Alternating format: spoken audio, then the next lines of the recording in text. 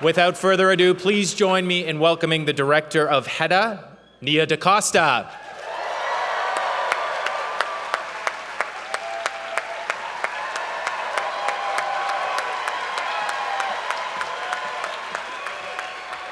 Thank you. This is insane. First of all, I'm so nervous. I'm so excited. I'm doing my best. Thank you guys so much. This is so exciting. Thank you so much, Keith. Thank you to Cameron Bailey and everyone at TIFF, especially the volunteers, because without you guys, these festivals do not run. So thank you for keeping this alive for all of us. I'm gonna do some quick thank yous but I'll start with saying I'm so excited to be here. I'm so excited to world premiere this film at TIFF. Hedda is so close to me, and I'm so excited that I get to share something that's so me with you all. So thank you for coming. I wanna thank my family and Amazon MGM for supporting this film through strikes and illnesses and everything. Mike, Courtney, Julie, and of course, the indomitable Sue Kroll. I appreciate you all so much. Thank you, yes. A very special thank you to Alana and Gabby at Orion, to Jeremy and Dee Dee at Plan B, Gabrielle, Nadig, Kishori.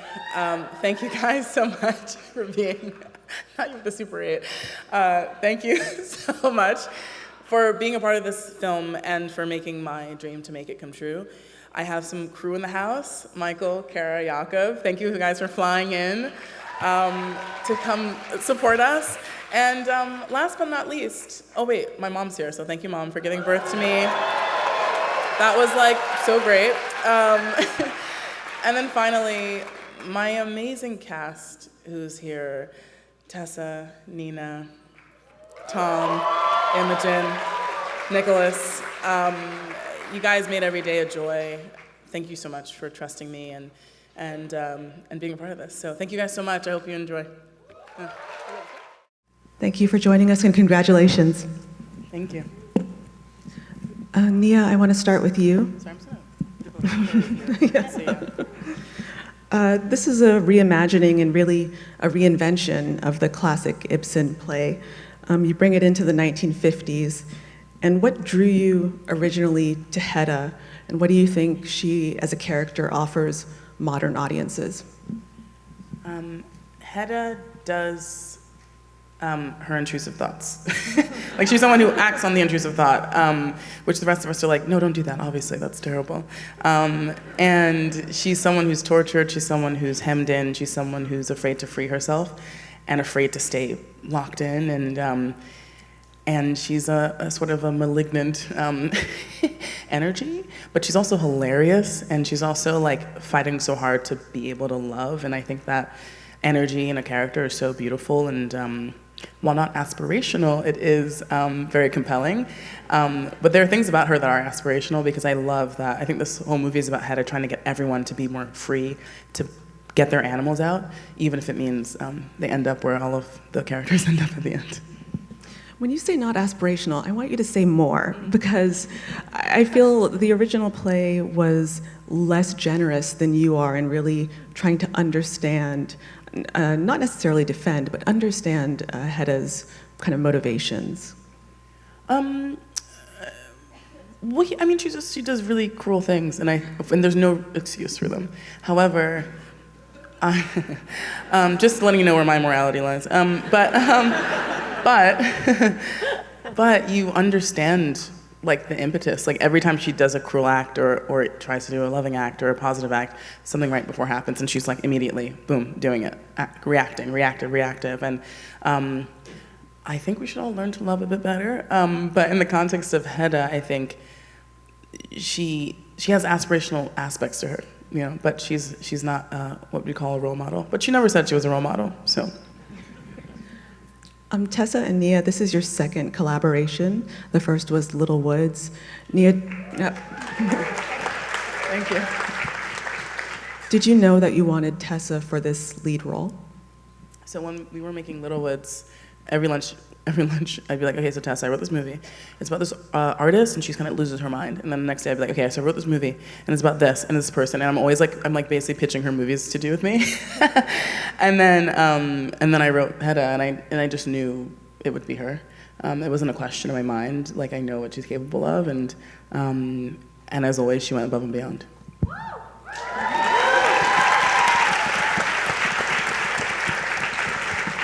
Tessa, you give a tour de force performance here.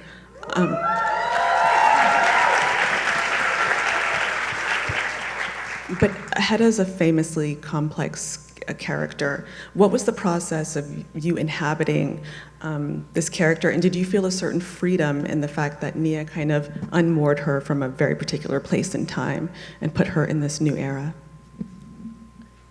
Yeah, I think so. I felt set free by the fact that I think we were making something very different that was inspired by the source material but was its own animal. I think there's a reason why Hedda Gabler as a character has captivated audiences for so long, and certainly actors for so long. But I think if I had thought about that too much, although I watched every production I can get my hands on, I sort of ferociously studied the sense of what I think the performances were. I read reviews even of stage production. I really wanted to engage with it, but if I kind of then had to throw it away because if I thought about it too much, I couldn't find myself in it. And also, I was playing Hedda Gabler opposite Nina Haas, who played Hedda Gabler. So, like, you know, I've just really, it's a gift to get to do what we do, and I think our Hedda is as much constructed by my performance as it is Nina's performance as Eileen, and Imogen's performance as Thea, and all of the cast, but these women in particular. I think what we wanted to talk about or explore, or the provocation is kind of like, it's hard to have agency as a human, and then you add any of the particulars of a given time, and it gets even harder. And there's a way in which when we cut parts of ourselves off, it's like death by increments, you know? In the original play, Hedda, of course, spoiler alert, dies at the end of it. I think this Hedda is a woman who's like dying to live. And I think these are two women that are dying to live in different ways too. And so for me, what I made is they made it with me. I couldn't have done any of it without them. And so that set me free too.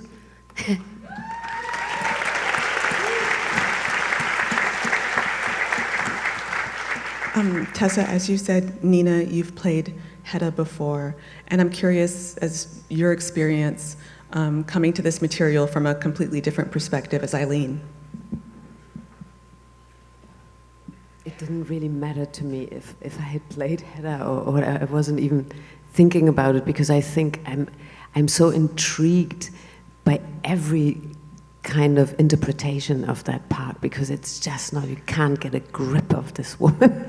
And she will stay forever fascinating, I think. And I think you created a immensely fascinating. I mean, I loved it so much. And but can you at least tell them that your Hedda had a band? Because I think that's so cool.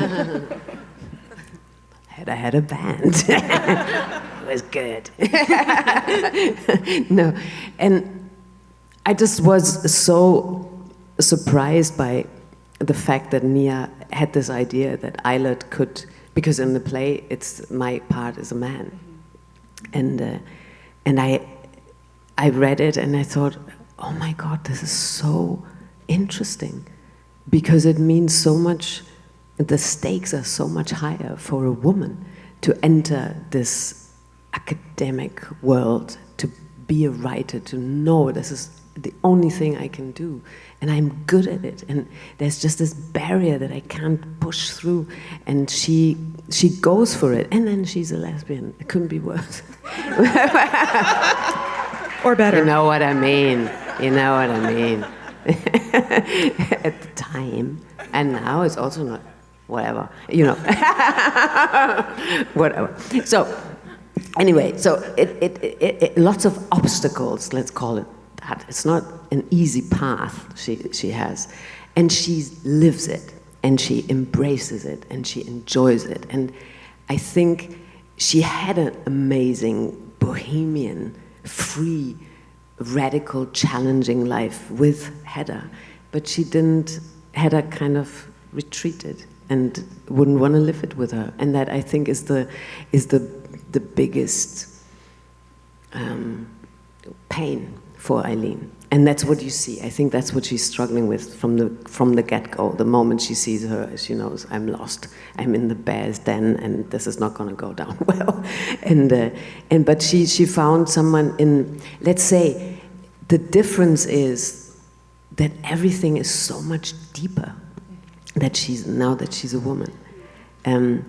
Because with Eilert Løvborg, it was much more of a game. Everything was a game, but I think now with Eileen, everything goes into the guts, you know. And I thought, wow, I was very surprised by it and intrigued. So that drew me to her. Thank you.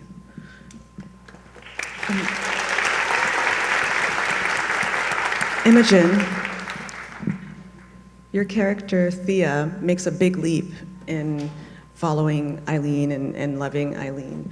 And she finds herself kind of in the middle of this power struggle that started before she even came on the scene.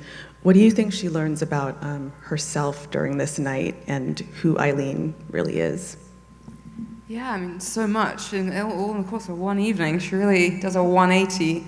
And that was the joy of playing a character like that, because I think it was all activated in the scenes themselves, this person coming to their senses, and with characters as complex as Hedda and Løvborg and Eileen and her love for her and all of that, it's very, very confronting and immediate, and she's sort of like this newborn baby. Like, I was just watching, that was the first time I'd seen it, actually.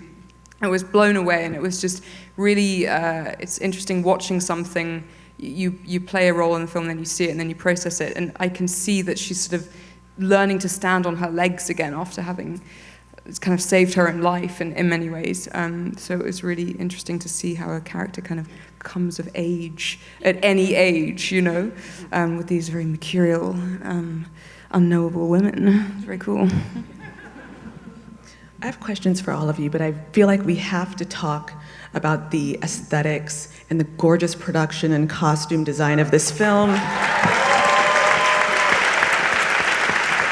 You create this space of hedonistic abandon for all of this to unfold, and I have to ask what some of the challenges of realizing this world was.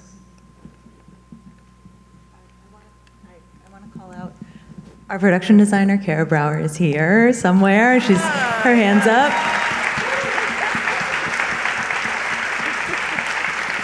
And she did an incredible job, but this was really a labor of love between her and Nia and Sean Bobbitt, our incredible cinematographer, who is sadly not here. But we looked for this house. This house is all one actual house that exists in Flintham, which is like a tiny little town outside of Nottingham, 3 hours north of London. And we searched a million houses, and Nia and Kara went to 1,000 houses. Jeremy and I went to a bunch of houses, and a lot of very interesting owners own these houses, and convincing them to let us have. We had some strange encounters. Yeah, really before fun. Before we found the house. These people are lovely, they're wonderful. But we ended up finding this incredible house, and Kara just brought it to life, and it doesn't look anything like what you see. It's like a very beautiful, stately home, and we've transformed it. I might add, this happens to be a project that was affected by the strike. And I just want to shout out everybody who stuck with it. Our line producer, Michael Constable's here, the folks at Amazon and Orion, everybody stuck with the project, and we were able to reset it and reconstruct it and not let that affect our ability to make the film. And that was also a challenge that this film overcame. Actually, also, yes, they're amazing. Thank you for coming, guys. But also, the owners of the house let us keep our set dressing in place for the 3 or 4 months that we were stuck down. What kind of parties do you think they had in it? This is what I want to know. This is the thing. So one of the things that I found really fun about creating this is that it's like crazy and hedonistic. However, I remember talking to historical experts and Stella, our amazing set deck, and I said, so tell me about cocaine in this time. And she literally goes, it would be on every surface. And I was like, oh my God, this is so lit. I was like, I didn't know they got down like that. So I really, and that also goes into the production design. You know, we wanted to be true to Hedda, and so Hedda is a modern woman. Salvador Dali was alive at the time. Like, she would have modern art. She would have, you know, she'd be listening to jazz and, like, you know, avant-garde classical music. So that also goes into how we construct the house. You know, amazing set deck and cocaine. And does that extend to the soundtrack and the use of modern songs as well? Well, funnily enough, in the script, I was like, oh, and then you have like a 1950s version of X contemporary song and Y contemporary song. And then I was like, that's a beat to Bridgerton, so we're not gonna do that. But then, you know, this is, you know, collaboration with our studio's music department. They sent me lists and lists of 1950s songs, and then I saw It's So, So Quiet. And I was like, what? I thought that was, you know, our Icelandic queen. It should have started with Bjork, but it didn't. But it's a Betty Hutton song, and we have 2 Betty Hutton songs in the movie, and I was like, oh, that's the perfect way to connect now and then. That's actually a song from then, but most people in this room probably think it's Bjork wrote that song. So that's how, you know, that's sort of the intentionality with which we all approached the project. Today I learned. Thank you. Nicholas and Tom, I wanted to talk to you. Judge Brack seems to have a great deal of control over Hedda at first, and a little bit more successful at controlling her than her husband. But both of these men orbit her throughout the film, and I'm just really curious to see where you felt like your characters' roles were in the kind of web of relationships that was happening that night. Because what I thought was so amazing about what Nia did, bringing it into the 1950s, it's such a tense time of conflict and clashes between genders and race and class. So I found that each character almost sort of held a space of that. And for George, I thought, well, you are this very privileged white man who just assumes that his life is guaranteed, that this very blessed tenure professorship is guaranteed. What's amazing with what Ibsen does, and what Nia did even more with this, is to challenge all these characters with that. And what I loved so much about playing George was, as you say, he's trying to control this wife. He's like, wait, you're my wife now, you wanted this, I'm giving you what you want, do the wife thing, I'm gonna do this. And he's just challenged by these amazing women, which in of itself is a challenge for him, you know what I mean? That even, why am I envious of this woman? One of my favorite scenes that I got to play was with Nina, when finally George kind of expresses himself. And the way he expresses himself is going, how do I like get a reins on this woman? How can I control this woman? What a crazy ass question to ask someone at your sort of like housewarming party. Like very, very fun, like for an actor to play those tensions. And this man just being confused at this world around him, I loved so much that he just never knew what anyone was doing, but he's got this sort of suppressed rage that the world doesn't see him in the way that he wants to be seen. Yeah, I love playing George, he was cool. But I also think George is someone who's similar to Hedda in that they both want to be free in some way. His pathway, he thinks, is being super ambitious. Like, super ambitious, I'll get this thing, I'll be powerful, I'll be free, which is, as I hope we all know, is not the way you free yourself. And but you know, he's like, no, I don't know what's happening, but also there's like enough clues. He's like, lipstick, Brack always coming around a corner, you know, like, but he's, in the same way that Hedda's living a lie, he's also living a lie, because he'd rather do that than actually free himself. And as for the judge, I mean, there's an affinity between, you know, Brack and Hedda. They're both people of color in this world that they've had to really kind of struggle to get to. He had to, in my head anyway, he had to really fight to get to being a judge in the 1950s. So then, you know, he was played with, he didn't have the power, and he's in this power position, he's manipulating everybody else around him. He's really not a good friend to George. And because I wouldn't want my friends to behave like that. We said that this movie really should be called Poor George. And you know, he wants what's the biggest challenge? It's to try and control Hedda, try and play with her, but he cannot win.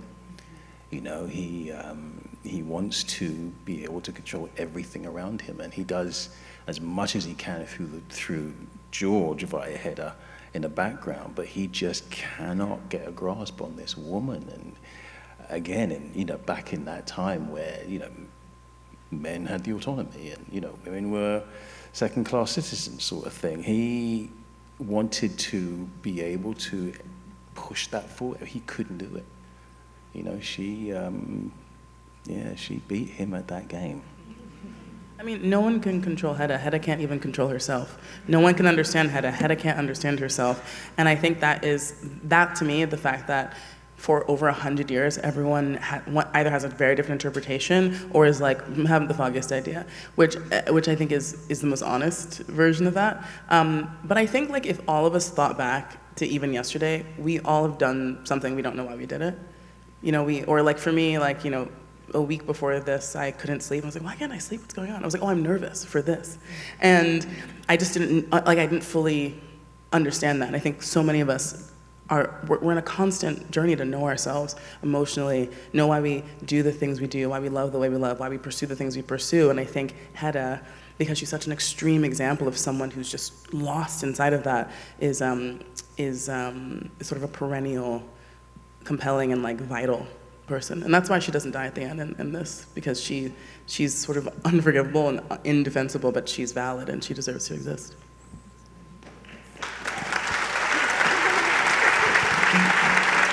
Well, it's such a smart and bold reimagining, Nia, and you make the story completely your own, and Tessa, you fully embody Hedda. Thank you so much for bringing this to Toronto. We're so happy to have it here. Thank you so much, Eileen. Thank you, guys. Thank you so much. Thank you.